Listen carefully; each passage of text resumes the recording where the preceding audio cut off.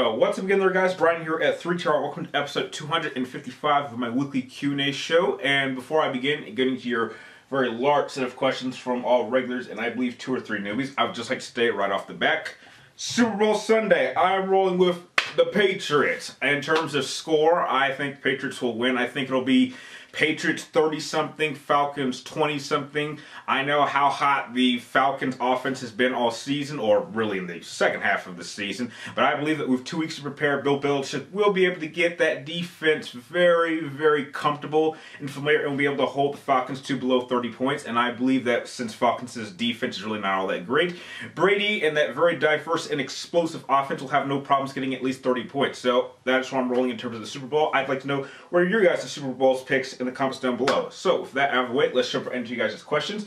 The first one coming from GSS765, and he wants to know, why do I hate Kylo Ren and Rey? Okay, I could do a 10-minute rant about these two characters, but I'm just going to get it out of the way. I want these motherfuckers dead. There's never been characters in Star Wars that I've openly hated this much. Hate is a powerful word, but I can say if there are any 2 characters in Star Wars that I hate, it would be these 2. The Ewoks in Return of the Jedi just ruined the original trilogy for me because they pretty much make the Empire seem incompetent and laughable. And ever since then, I can't watch the original trilogy and take the Stormtroopers seriously. And Jar Jar Binks is just annoying. A lot of people really think Jar Jar Binks is the worst character. Jar Jar Binks is just annoying. I can deal with annoying characters. As annoying as he was, he does have his part to play, even if it's relatively small. But these 2 characters, the fact that they have to be so prominent characters, they are just overall terrible characters. I already know what Kylo Ren's motivation for going to the dark side was, and it is absolutely pathetic. He's just an overall terribly written and created character. And it just sucks that he is supposed to be the main antagonist of Star Wars, this new sequel trilogy. And now as people are going to probably say in the comments, oh, he's not the main villain. Snoke is the main villain. And I'll tell you, after watching episode 7, I'm going to need to snort some cocaine in order to get that shit out of my mind, which sadly I don't have access to any cocaine. But in terms of Rey, the reason I don't like Rey is she's just too powerful. She is the most powerful character I've ever seen or read in Star Wars. She has made every single character around her irrelevant. Without saying a fucking word, she made Luke Skywalker completely irrelevant in Star Wars. Why is he here? We don't need him. She is more powerful than Luke Skywalker. She's more powerful than Yoda. We don't need him anymore. I mean, going into this next Star Wars film that's called The Last Jedi, chances are he's probably going to die, sacrifice himself for this bitch. Why? Why? Why does everyone have to just bow down to the power of Rey? Rey should be the real villain of this franchise here, because I have never seen a character this OP. Not even Sith are this OP, and it is just insulting. Now, I understand that there are little girls that, want to feel like, oh, girls can be powerful too and be good characters. I have no problem with that. There are plenty of female characters I openly admire and think that they would be great inspiration for young little girls to look up to. But Rey is not one of those characters. Now, that's just a quick little taste of why I hate these 2 characters and why I want them dead so badly. Now, you also mentioned that I should go see episode 8 because I enjoyed Rogue One. Now, here's the problem with that statement. Rogue One was simply another prequel to a story that I was already familiar with. You're asking me to go into this movie blind. I went into episode 7 blind, and it ended up being one of the worst experiences I've had going to the movies in 2015, if not the worst movie I saw in 2015, as well as being a serious contender for possibly going to be one of the worst movies I've seen this decade. That is how much I hate episode 7. I've been keeping track of episode 8's production from beginning to end, and I can tell you I'm not going to go see episode 8. I already know what's going to happen in it. I know I'm going to hate this film. I'm avoiding it. I'm sticking with the anthology films because those actually seem like interesting movies for Star Wars that I would like to see. So, that is a quick explanation for why I do not like Kylo Ren or Rey. Hope that answers you guys' questions. Now, next question comes from Santiago Scorpino, and you want to know, have I watched Final Fantasy VII Machina Abridged? Yes, I have, and I think it's absolutely hilarious. I love just about any type of abridged series that you can throw at me. So, I like Yu-Gi-Oh! Abridged, I like Dragon Ball Z Abridged, so just about any abridged series, as long as you get the comedy right, it'll work for me.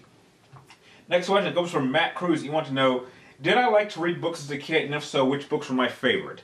Oh yes, absolutely. Obviously as a kid, I read a lot of Dr. Seuss books, Animorphs, Goosebumps, a series of unfortunate events long before the movie was ever made in this little series on Netflix. Obviously Harry Potter. I don't know a single person who was around my age who didn't read Harry Potter. And those are just a number of the key books that I do recall reading as a kid growing up. But yeah, I still do like to read, but I like to read much more sophisticated and much more enlightening books nowadays. Next question comes from, I believe, the first newbie of the episode, coming from Shiny Megagen. I think you're a newbie, but you sound familiar. I don't know why. It's kind of weird.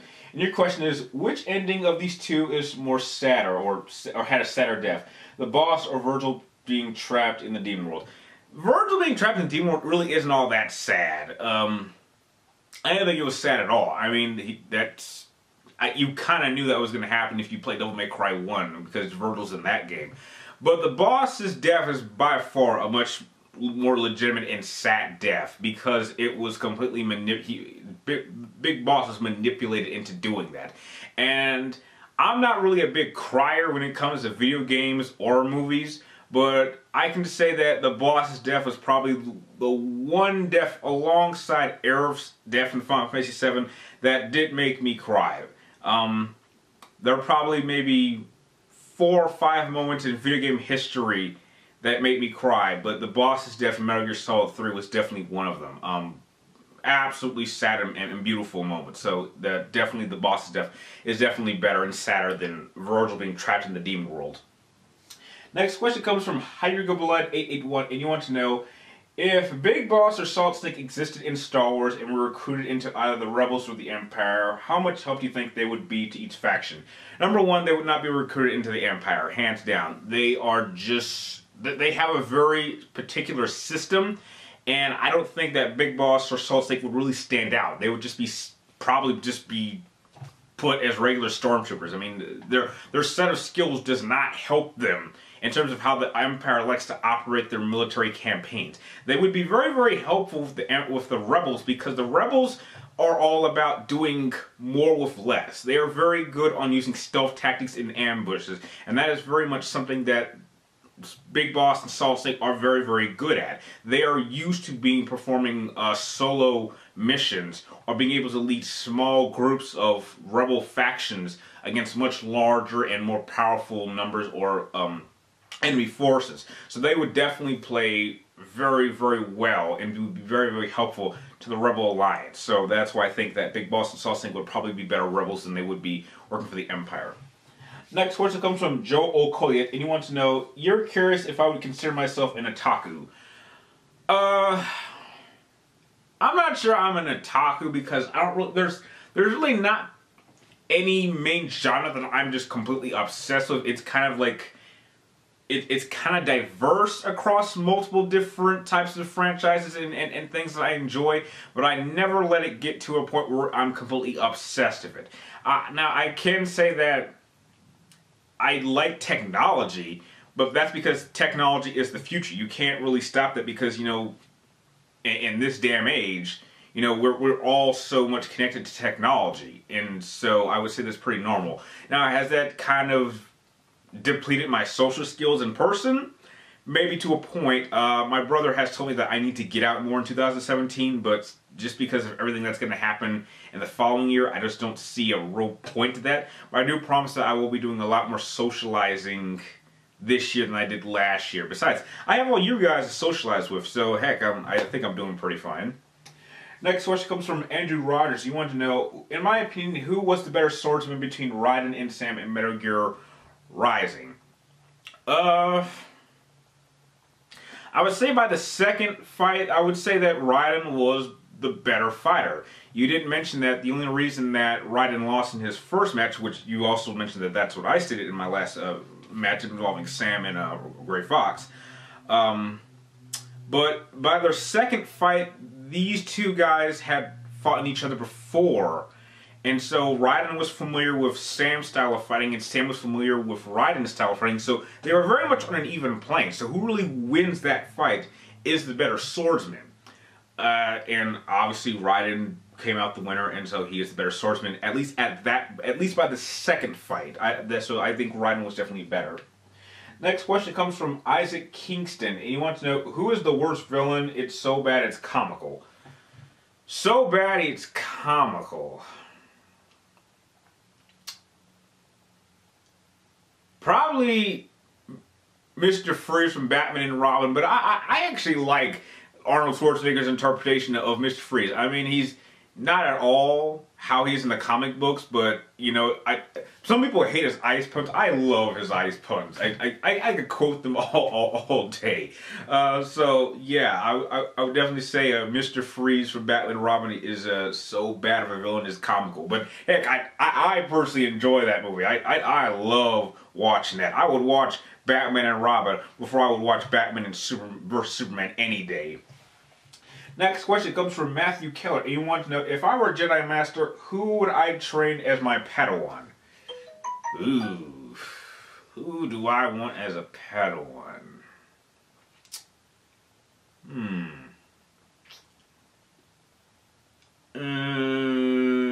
I think, like, okay, this is a tough one, because it would have to be a character I think is flawed that I think I could do a better job with. I certainly wouldn't try Anakin. I think Qui-Gon, I think Dooku did a pretty good job with Qui-Gon Jinn. I wouldn't want to train Obi-Wan Kenobi. I think he's just fine. I think I don't know about Luke Skywalker. I think Yoda and Obi-Wan Kenobi did a basic job. There were a couple of things they could have done better. To be honest, I think I would try to be I would probably try to mentor Ben Solo. For those of you that don't know, he eventually goes off to be the next Darth Lord of the Sith. But I think that things that he did could have been avoided if he had the right teacher. I just don't think the teacher that he had really... I don't think he was just as comfortable, which is why it was one of the main reasons that he turned to the dark side. That's just my opinion. I think that's probably the best candidate I could pick off the top of my head. And the next question comes from Clayton Rape, and he wants to know, what is the most polarizing thing about doing versus series videos? Probably the debating in the comment section. That's my favorite part, but you know, it can get somewhat stressful at times. Just, I think the worst part about doing those matches is when you get like 50 to 70 people that throw the same argument towards one of your decisions, but it's an argument that you've already answered in the video, you've already answered in the comment sections, and they just didn't read them. I think that's the most annoying thing. I think that's kind of what has always kind of pushed me to turning off some comment sections for a certain period of time, just because I get like 10 or 15 people with all the same response when I keep saying, guys, I answered this in the video, which tells me you didn't watch the whole video, you didn't understand this point, or if you read the comment sections, you would know that someone already answered this question, asked this question, or made the statement long before you did, and I already answered that. And that's just probably one of the downsides about doing my versus series videos. Next question comes from JDS Force Class 6. And he wants to know, am I interested in trying Neon, or I can't even say the name, but you know what I'm talking about. Yeah, looks interesting. I don't think I'll be doing anything around that time period. I'm willing to give any game a try. So, I got gameplay, I can run it anytime I want. So yeah, I'm more than interested to give it a try. Next question comes from Michael Beelan, and you want to know, what role, protagonist, antagonist, etc. do I think that Norman Reedus' character will play in Death Stranded? I think it's safe to say he'll probably be the protagonist. We don't know too much about this game so far, and we should keep it that way until, they decide to release more information, but I think he'll be the protagonist. I just think it's a safe bet. And the last question of the episode comes from Ladybug012, and you want to know, will I ever use Vincent Valentine from Final Fantasy VII with his death penalty plenty gun in one of my versus series matchups? I already have a matchup planned up for Vincent Valentine. It's not that far away, but rest assured, I do have a matchup planned for Vincent, so don't you worry about that. And with that, those are all the questions that you guys sent in for this very extensive episode of People's Questions. If you like this video, feel free to like, comment down below, and please subscribe to my future episodes, People's Questions, that I upload every Friday. And you guys, if you guys have any questions you would like me to answer next week's episode, be sure to type it in the comments down below. But make sure you get that into me before next Wednesday, before I start filming this. And like always, I'd like to thank you guys for watching. You guys are all awesome, and I will see you next time.